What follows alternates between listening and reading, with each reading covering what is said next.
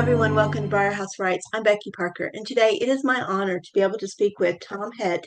Tom's work has been published widely, including the Sijo International Journal of Poetry and Song, Bright Flash Literary Review, Cirque, Tiferet, the Lilly Poetry Review, and elsewhere.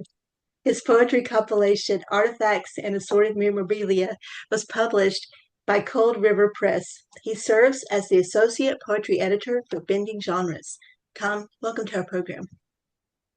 Well, thank you for having me. Thank you for what you do.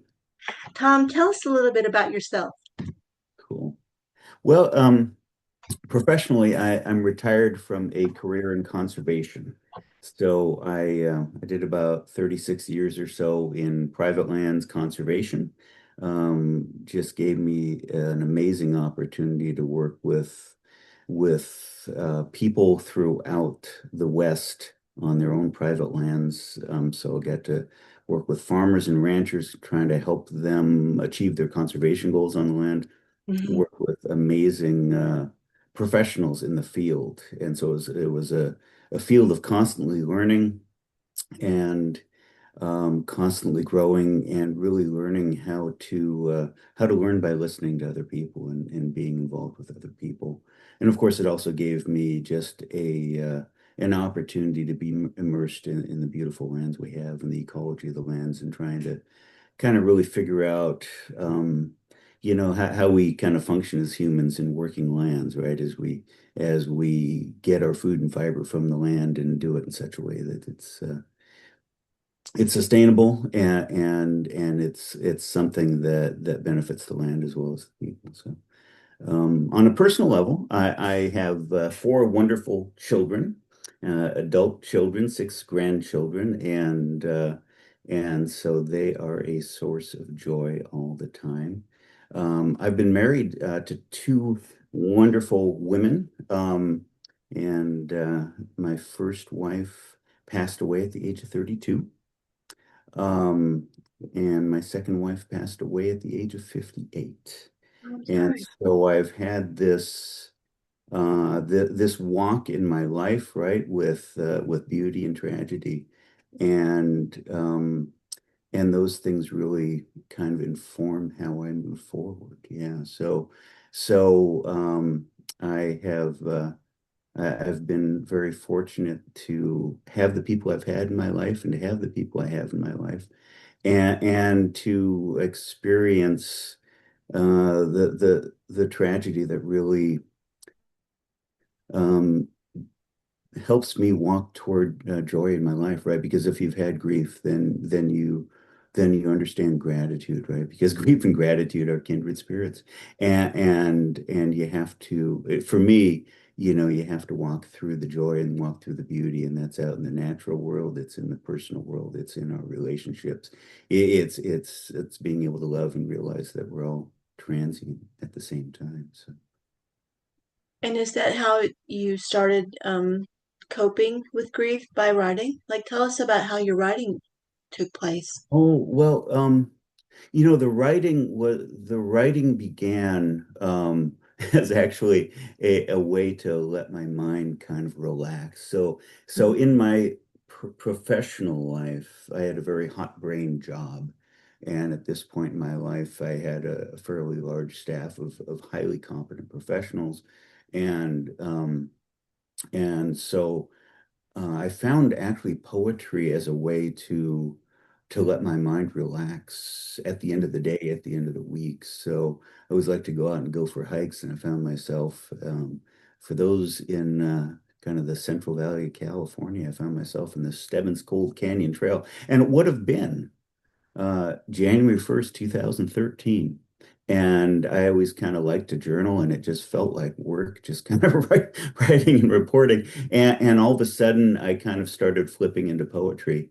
And I found it so organic and um, such a kind of a beautiful way to just kind of try to catch the resonance of being out in the world, in the natural world, that I just started gravitating toward that instantly. And so that's kind of how I ventured into actual poetry. Before that, it was technical writing, it was manuals and that sort of thing. So it really became a thing that I felt so gravitated toward, as back remember when we had CD players in our cars, and I swear I bought every one of those CD, whether it's Poetry Out Loud or Poetry Speaks or whatever, and I would just listen to them constantly as I was going to and from work. Just trying to get the voices into my bone marrow, into my blood, right? And I have this the unfortunate thing of having a brain that tries to control things and understand things, right? And I think sometimes really the brilliance of poetry is moving beyond that, beyond the understanding and trying to catch the resonance that goes beyond that. What does your family think about your writing? My children are all they're all working professionals, and I think they resonate and kind of take pride in what I put out there and have pieces published, and they see snapshots sometimes of their own lives in there, and I think they are that kind of brings them joy. And we have some moments where I'm at a reading or something like that and have the kids show up, and there's a beautiful feeling of kind of appreciation there, and some of the family stories that I work on and occasionally send to my siblings, right? Hmm. There's appreciation of those things kind of coming and kind of settling out of kind of the ether and onto a page. Yeah. Are there any things that you write about that are maybe they don't want you to write about? Or is it you don't understand, especially when you come to Yeah. writing about trauma and how Yeah. your trauma may be therapeutic for you to be able to express it toward, Right. in writing, but it may be different for them. Yeah, yeah, no, that's definitely an important point, and it's an important thing. And I do, if I've written something that's kind of gonna go out in the universe, then I do send that to the people that might be affected by that, and and so, yeah, there's definitely interaction there. And in both cases, right? So, I've got two stepchildren and two bio children, Mhm. right? So, my bio kids were right about the age of 6 and 9 when their mom passed away when I was 32, and that was definitely a sudden traumatic event. And there are some things that I've written that have come out from that, and so I definitely kind of send that out.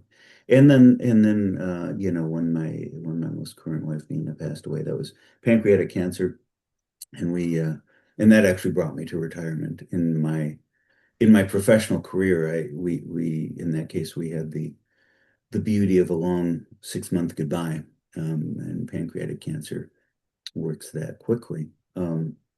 And definitely some of those things have come out in writing, and so yeah, I'll share that with the kids. And yeah, Well, speaking of writing, would you read some of your work for us? sure, I would be happy to. Let's see. I've got a couple of flash pieces and a few pieces of poetry. Sounds good. And some of the poetry's in this book that you'll find on my website, Artifacts and Assorted Memorabilia. Um, But I thought I'd start off with a recent piece of flash. That's one of those that is entertaining, and I made sure I sent out to affected individuals before before it before it was published. And this appeared recently in a fabulous journal called Does It Have Pockets? And this is called Small Lessons in Thievery.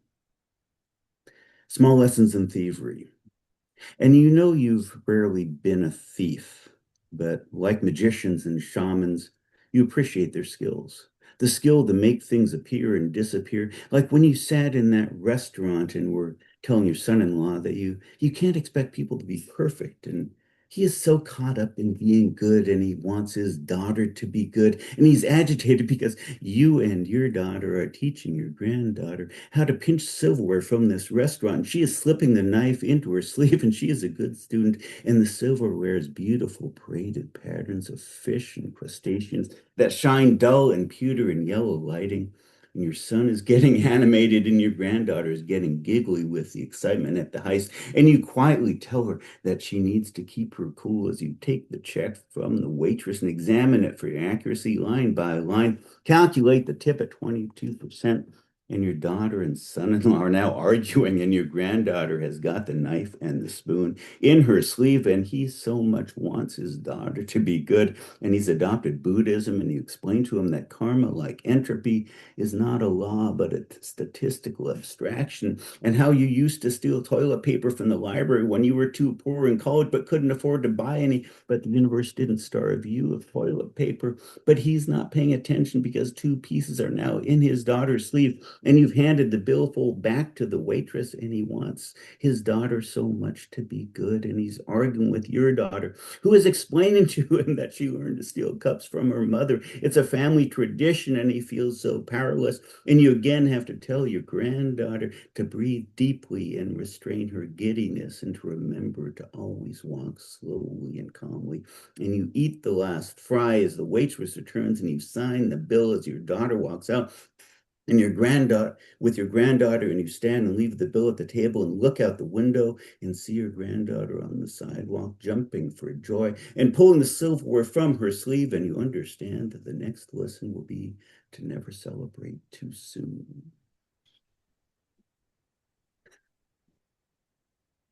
A fun family piece. This this next one is a piece of poetry that was that came out of a Tiferet spiritual poetry workshop. Donna Bear Stein runs those, and it's just a fabulous group. And this kind of came out fairly recently to some of, in the artistic community, we have we have a community of a lot of pretty sensitive souls, and this was kind of a little bit of a communion with them as they were feeling some existential feelings toward the current turn of the world and that sort of thing. So it's called The Watching. I stand on wet rocks, buffet of wind, expansive sea, the lighthouse signal, a burning orange glow, a buoy, echolocation. If you were to strand yourself nearby, I struggle to find the signals to show the rocks, the shoals, the hazards that await. Born from wreckage, we could sit here on the beach, warmed by a fire built from the salvage. I would share my blanket, thrilled to see the stars in your eyes as you tell of the adventure that brought you ashore.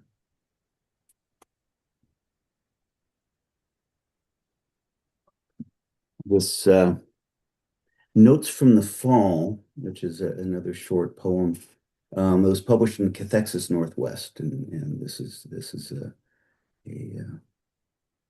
a poem that came out pretty briefly after my wife Nina passed away. So, called Notes from the Fall. Autumn asks incessantly, with memory dancing brilliantly, to have and to hold, possess or release. 3 months ago, just past solstice, we sat in the car and watched the waves wash the beaches of the North Spit. The comfort of our hands held the moment. We built our story of knowing when to let go. Cancer burning inside you, possessing your body.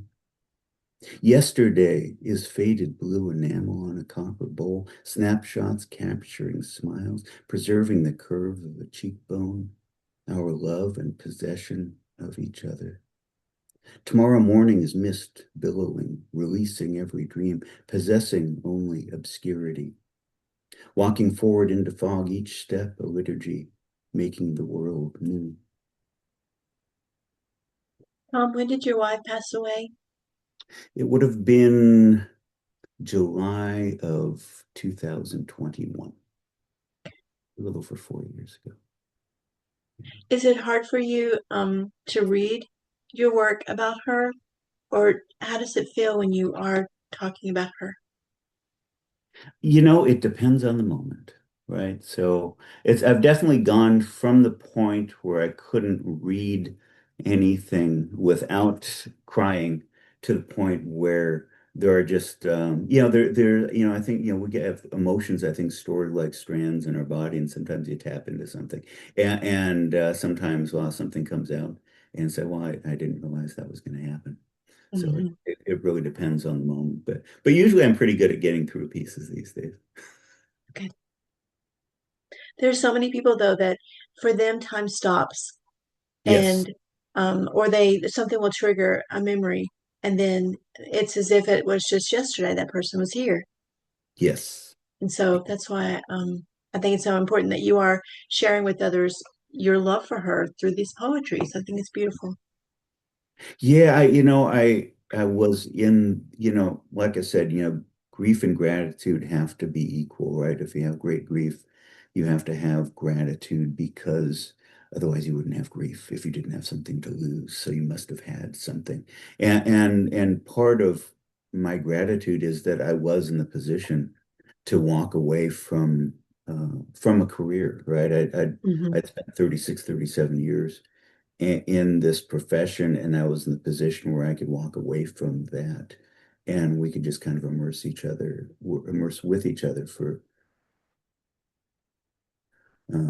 so that it took for her to pass, and I was able to care for her all the time, right, daily. And so, of course, that's all excruciating and hard, but at the same time, it's the beauty of life. And then from that, I definitely had um, people try to convince me to go back to work and that sort of thing. And luckily enough, I was not in a position where I had to do that. And so I could do the wallowing that you have to do, right? The laying on the floor, the not doing anything, the Hmm. just staring at the wall, the walking, endlessly and that sort of thing. And so I think there's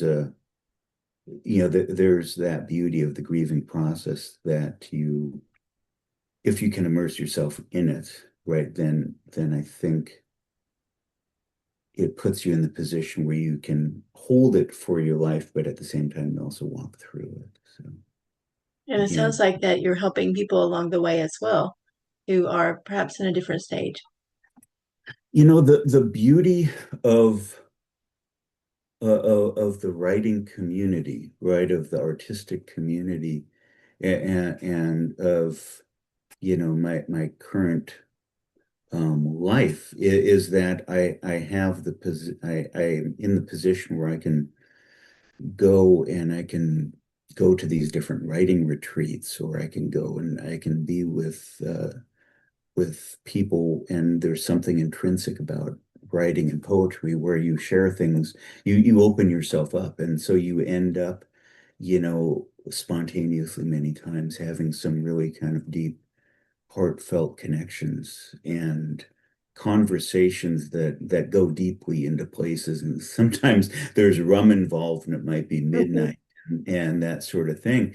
And yeah, and that's the beauty of the community that we get to walk together in, right? And so I think that's healthy for everybody involved. For What is your favorite environment in which to write? And like, do you have a particular type of writing process that you do?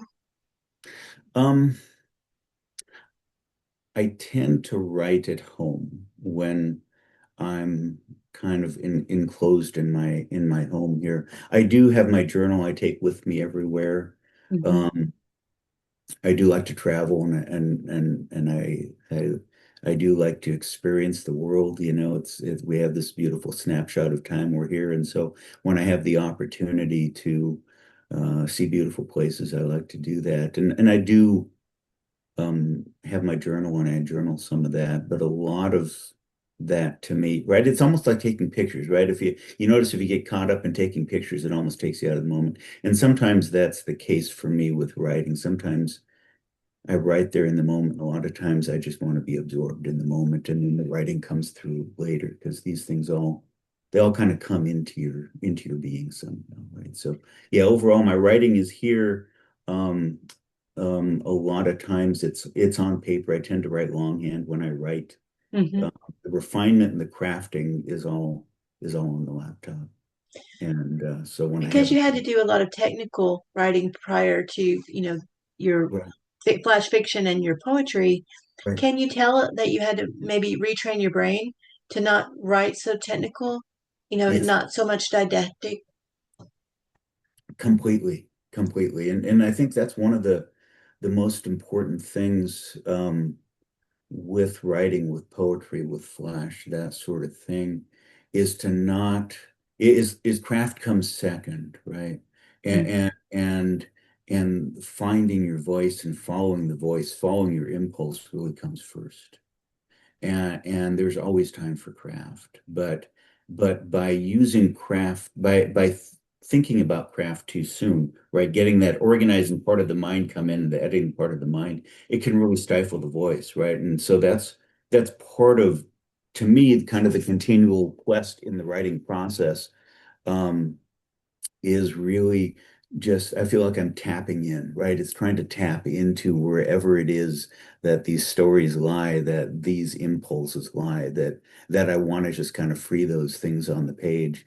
And then when there's a bit here and there, a micro or a flash or some poetry or a long Mhm.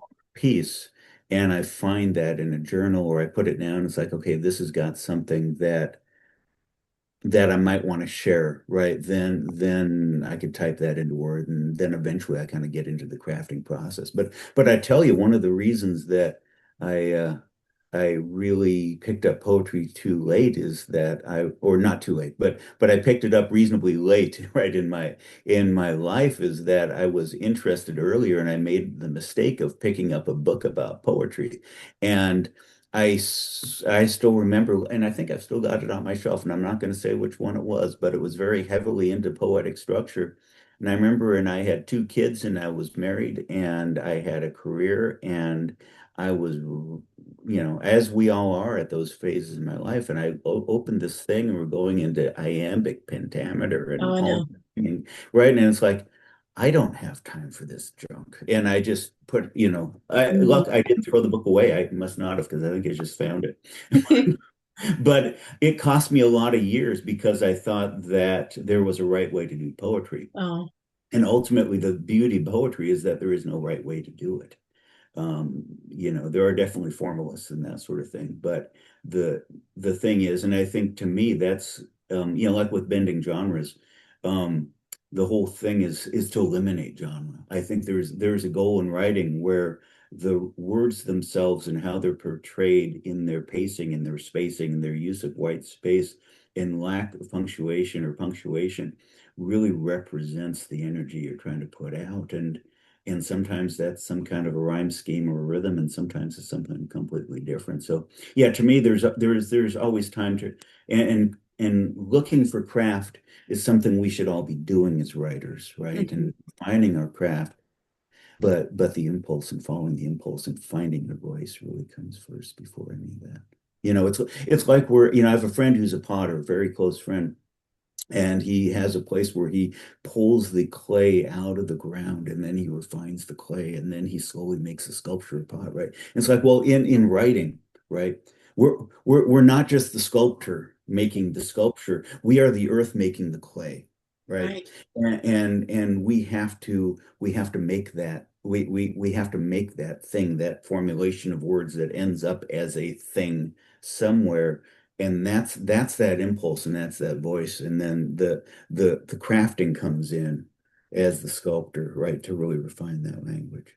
This piece was published in Flash Boulevard recently, and it's called Matters of the Heart, and it's a piece that's kind of close to my heart. It's part of one of my bigger projects of family stories, and so many thanks to Francine Witt for helping me put it out there in the universe. Matters of the Heart. Saturday afternoon, sunlight, green gold tangent through aluminum windows. The house smells of linens and boiled cabbage. Kurt works outside. Ursula spends the day cleaning, doing laundry. As she works, she longs for her mother. They write every week, but it's been years since they've spoken. Her mother refuses. It wasn't just that the calls were expensive. She truly feels that saying goodbye will break her heart.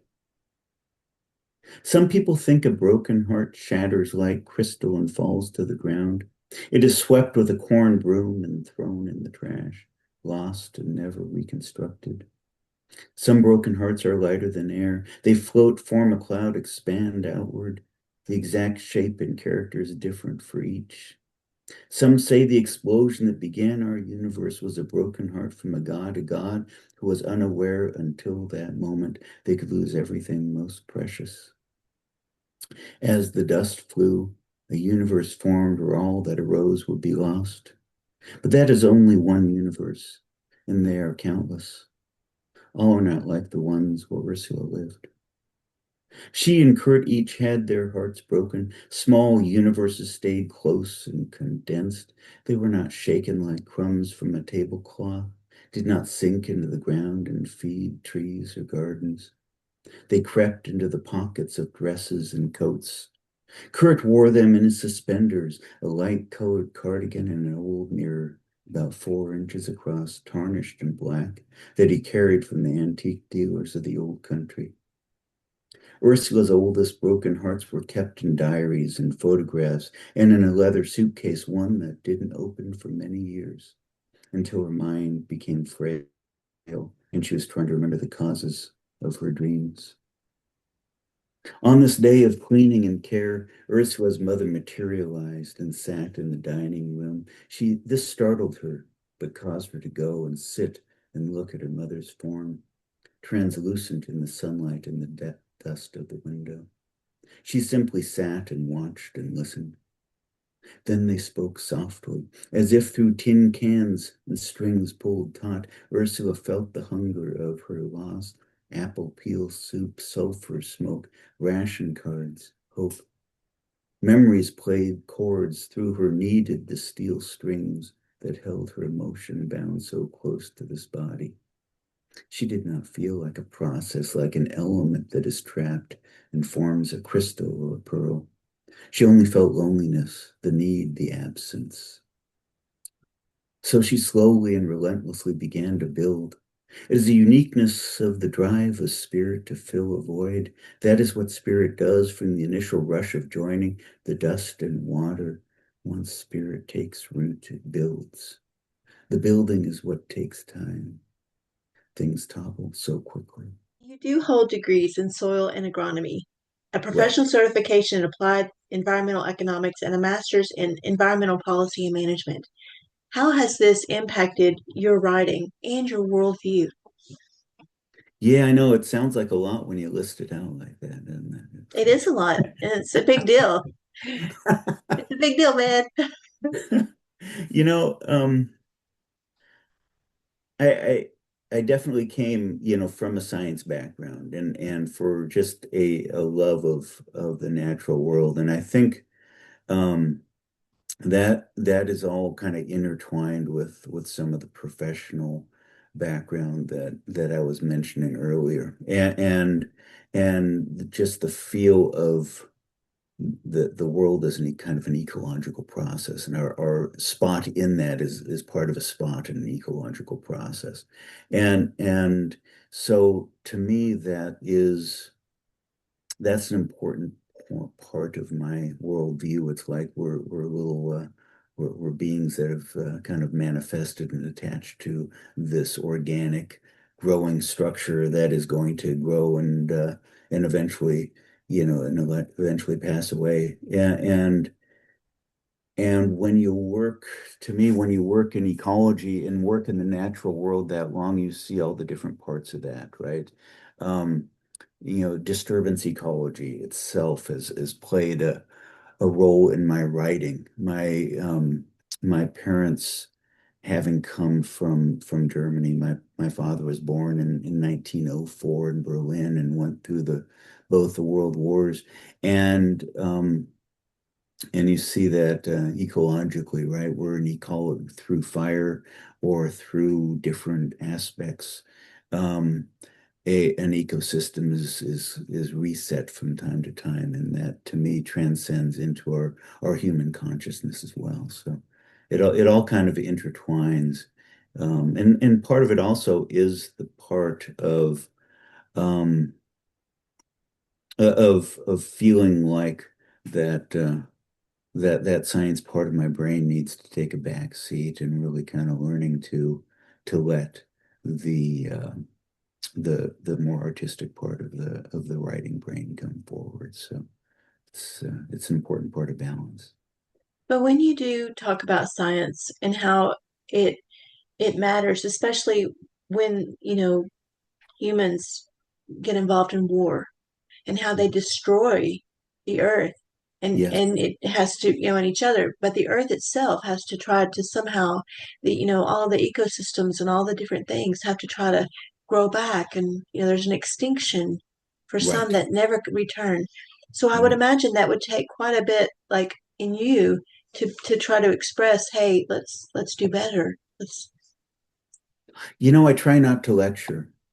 not Uh, lecture, but in a way, bring it around so that people well, are thinking, it, it, to say, it's hey, what? it's like it's like the last couple lines of that last piece I read, right? It's the building that takes time and things topple so quickly. And we do have to be so cautious of the things that we do take down, right? Um, because it is the building that takes time. And ecologically, I've seen that so many times. And it's so many times you'll see that, right? Where and you could look at it from the environmental economic standpoint, you could look at it from the ecological standpoint, right? When the restoration of an ecosystem, of a piece of land, is very expensive and very time consuming, and it's not adequately represented in our economic system, right? Those are externalities in Right. our economic system, and government's role is to internalize some of those externalities without getting too much into that, right? Because Mhm. the economic system that we now function over has an undergoing presumption that all the costs of a transaction are taking place between the people that do the transaction, and it is obviously not the case. So yeah, so I've seen that from so many different levels, right? And there's some beautiful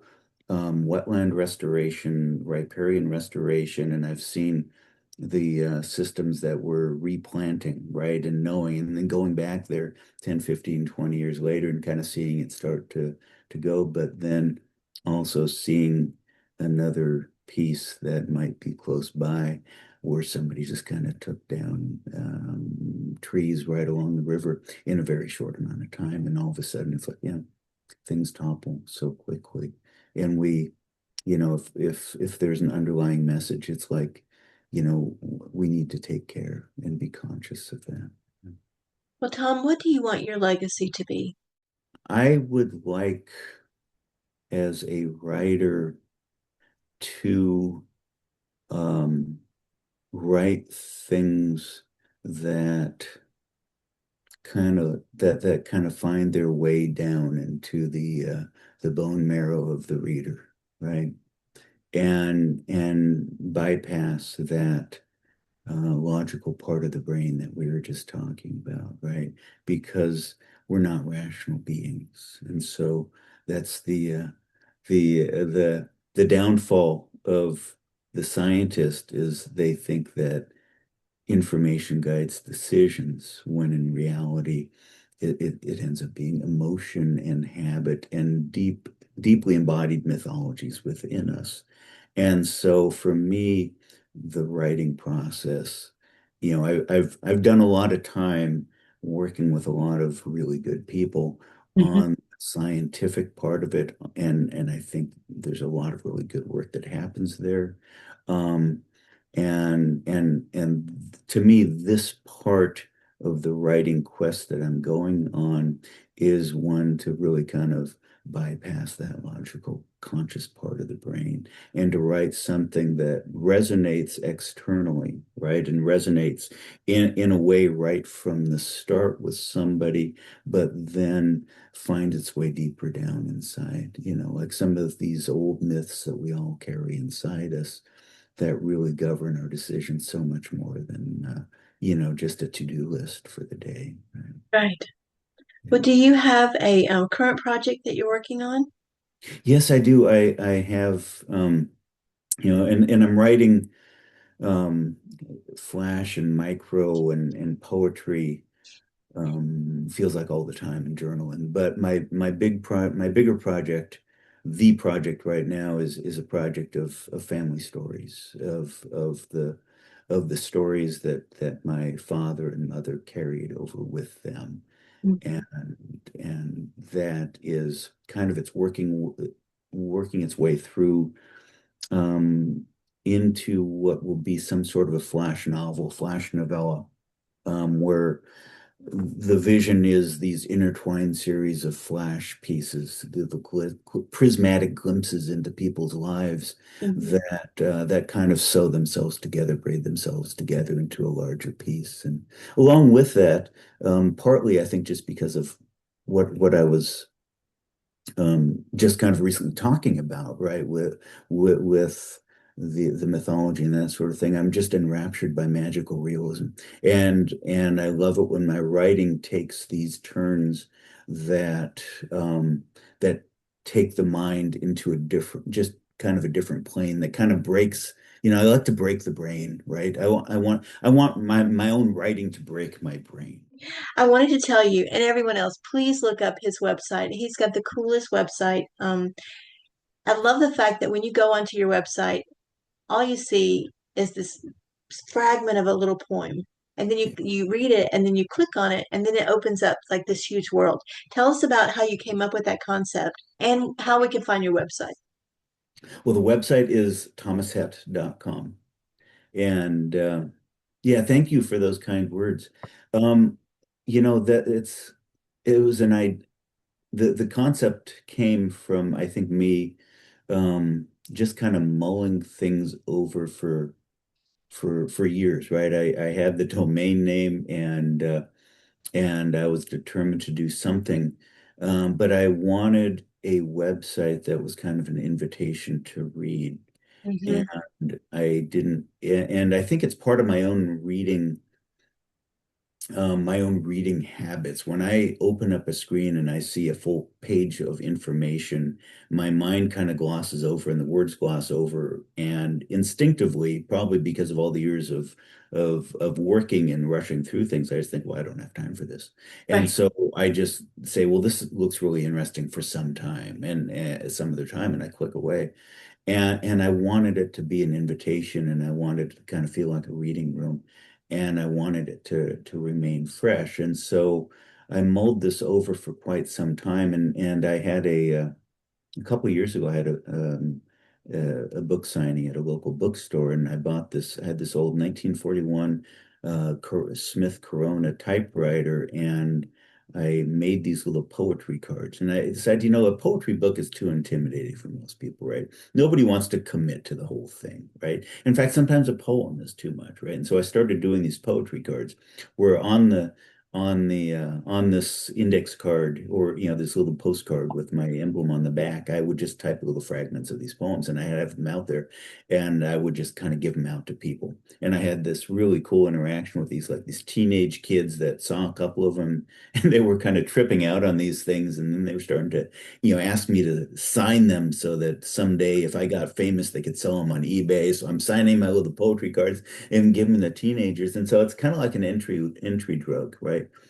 Into poetry, because a lot of people, for one reason or another, are afraid of poetry, right? It's like it's too opaque or it's too much work or whatever it is, and it needs to just be simple. And so that was the idea that probably gestated for a couple of years. And then Adam Robinson, I got connected with him, um, and he and I spent some time on call, and he loved the concept, and he agreed to kind of go in and work on trying to make the mechanics of it work. And I'm just really happy with the way that he kind of made the vision happen on the website. I encourage everyone to get on there and check it out. Yes, and you can buy a book if you want to there. There's a link for that. There's also this little nature journal that I did for a recent for a local nature center here with it's got little pages in here to write on and things like that. Well, So Thomas, thank you so much for spending time with us at Briar House Writes, and I truly wish you all the best in your writing future. thank you so much, Becky.